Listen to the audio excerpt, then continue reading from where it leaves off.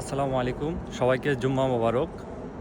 গতকাল রাতে আনুমানিক ৯টা থেকে ৯:৩০টার দিকে লোডশেডিং হয়েছিল, যেটার স্থায়িত্ব ছিল ১ মিনিটেরও কম সময়, অর্থাৎ 40 টু 50 সেকেন্ডস।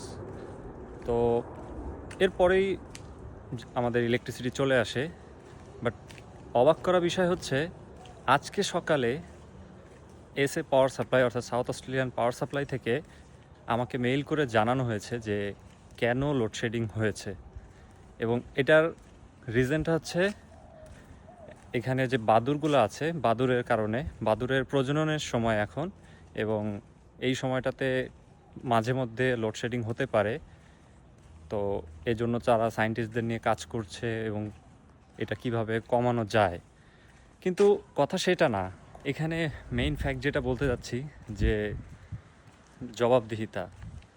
আমি একজন কনজিউমার এবং আমি তাদের কাছ থেকে প্রপার সার্ভিস পাবো, সেই কমিটমেন্ট তারা দিয়েছিল আমাকে, এবং তারা সেটা দিতে, হোক সেটা 30 সেকেন্ড বা এর চেয়ে বেশি দিতে ব্যাহত হওয়ার কারণে তারা আমার কাছে জবাবদিহি করতে বাধ্য, কেন এই প্রবলেমটা হয়েছিল।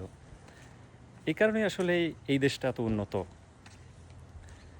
আর আমাদের আসলে জবাবদিহিতার কোনো প্রয়োজন পড়ে না, আমরা করি না, বা কেউ জবাবদিহির জন্য আমাদেরকে ফোর্স করে না।